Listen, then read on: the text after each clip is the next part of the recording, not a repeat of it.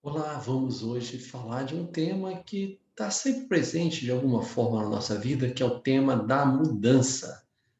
E mais especificamente, vamos falar do caso de uma mulher que se viu obrigada a mudar em meio a mudanças terríveis que ela viveu. Esse caso está narrado no livro de Segunda Reis, no capítulo 4, de uma viúva que perdeu o seu marido de modo muito problemático, porque o marido dela, ela não lhe deixou nenhum tipo de herança e sim muitas dívidas. E naquele momento, as viúvas eram responsáveis por pagar a dívida que porventura o seu marido deixasse. A mudança então que aconteceu na vida dessa mulher foi terrível, porque junto com a dor natural da perda de seu marido, veio uma incerteza, veio uma angústia, uma insegurança com severas ameaças, porque diz na palavra que havia credores que estavam à porta daquela mulher e que ameaçavam de levar os filhos dela como escravos. Pensem que situação horrorosa, que coisa terrível, que situação é essa que essa mulher viveu. E quem que era o marido dela? De acordo com a Bíblia, ele era um discípulo da chamada Escola de Profetas, que existia naquela época, é comentada em outros momentos da Bíblia, como por exemplo quando o Saul ele é encontrado, está Saul em meio aos profetas, o rei Saul, e os profetas não eram quaisquer pessoas, esses membros da escola de profetas. Eram pessoas tementes a Deus, eram pessoas que dedicavam a vida a Deus. E essa é mais uma prova que a gente tem na Bíblia, entre várias, de que não existe isso que pregações triunfalistas tentam passar, de que só tem problema quem está em pecado e que quem está na bênção que não vai ter problema. Quem tem uma vida adequada, espiritualmente falando, vai ter só vitórias. Isso não tem a menor base bíblica, como nós vemos em mais essa demonstração aí da história dessa viúva. Agora, o título da revista, o título da lição, Mudar em Meio às Mudanças. O que que ela fez? Ela procurou mudar a sua sorte fazendo aquilo que seria o certo. Ela foi buscar auxílio no homem de Deus, no profeta maior que havia naquele momento, que era Eliseu, já que o seu marido era um discípulo da escola ali dos profetas. E olha, ela chegou a ele não cobrando, não se desesperando, mas clamando.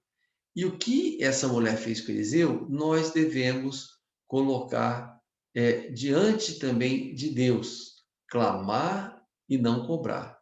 E depois, muito importante, ela confiou naquilo que Eliseu orientou que ela fizesse, que o profeta falou para ela, que ela se fechasse na casa com seus filhos, mas que antes ela recolhesse bastante vasilhas, porque a única coisa que ela tinha em casa, segundo ela informou o profeta, era uma botija com uma certa quantidade de azeite. Ele fala, não, você vai, pede vasilhas emprestadas para os seus vizinhos e depois leva essas vasilhas para dentro de casa e começa a encher cada uma dessas vasilhas com azeite. Ela foi, ela confiou. Quantas vezes nós pedimos a Deus, nós clamamos, mas nós não confiamos. Nós não fazemos exatamente aquilo que Deus quer que nós façamos. Nós não temos ouvidos. Ela teve ouvidos para aquilo que Eliseu dizia para ela e foi e fez. Olha, Eliseu foi um servo de Deus, valoroso, muito ungido, mas ele não era Deus. Se a viúva confiou em Eliseu, por que nós não confiamos em Deus muitas vezes? Outra coisa interessante é que ela recebeu dos vizinhos dela a ajuda que ela precisava. Quantas vezes nós podemos estar na posição desses vizinhos? Ou seja, dar às outras pessoas um pouco do que nós temos. E através da nossa dádiva, através da nossa ajuda, nós podemos abençoar as pessoas. Cada um dos vizinhos talvez não tinha naquele momento a noção do quanto a oferta que fizeram, o empréstimo de vasilhas, era importante. A solidariedade das pessoas é fundamental. E aí o profeta falou para ela que depois entrasse, fechasse a porta sobre ela e sobre os filhos dela. E há momentos na nossa vida que a gente tem que fazer isso.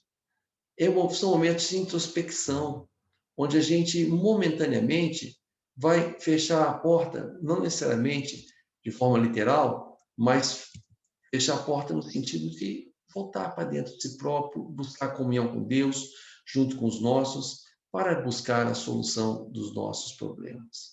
Às vezes, nós nos lançamos num ativismo cego, que queremos resolver tudo com urgência, e não temos tempo para a oração, o jejum, a leitura da palavra. Isso é mais do que importante, isso é indispensável, isso é fundamental. E foi a partir daí que a mudança se fez novamente. A primeira mudança foi a mudança terrível para aquela viúva. Foi perder o marido e ter o credor ali no encalço dela, querendo que ela pagasse dívida para não levar os seus filhos como escravos. Agora a nova mudança estava alcançada.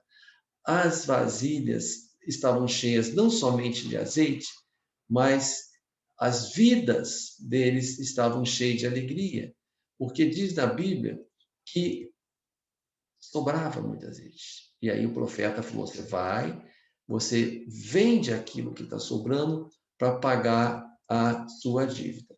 E aí, uma das importantes lições que eu gostaria de destacar aqui é que a gente tem que buscar a orientação de Deus, como ela buscou do profeta, sem querer decretar coisas, como ela não fez com o profeta.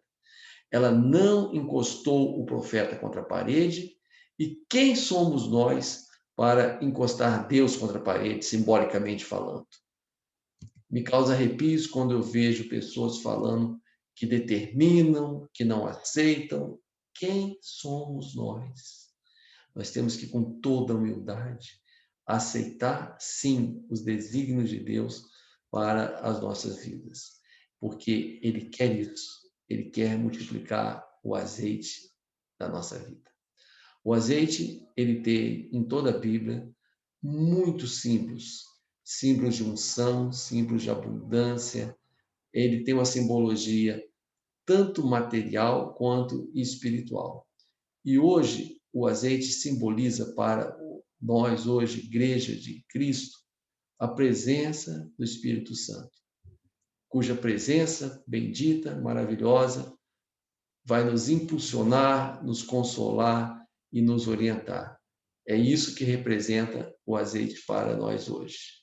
E nós precisamos, então, nos render a essa presença de forma incondicional e saber que nada que nos acontece pode nos separar do amor de Deus. Que qualquer mudança, para pior que possa acontecer na nossa vida, poderá ser sucedida por uma mudança de restauração, que foi o que Deus fez na vida daquela viúva e que Deus quer fazer na vida de cada um de nós. Qualquer que seja o nosso problema, e nós teremos problemas, próprio Cristo falou: no mundo tereis aflições, mas nós temos que ter, como ele disse, bom ânimo. E esse bom ânimo passa por confiar, por buscar e por fazer aquilo que Deus coloca no nosso coração. Mas para fazer aquilo que Deus coloca no nosso coração, voltando mais uma vez a fechar a porta.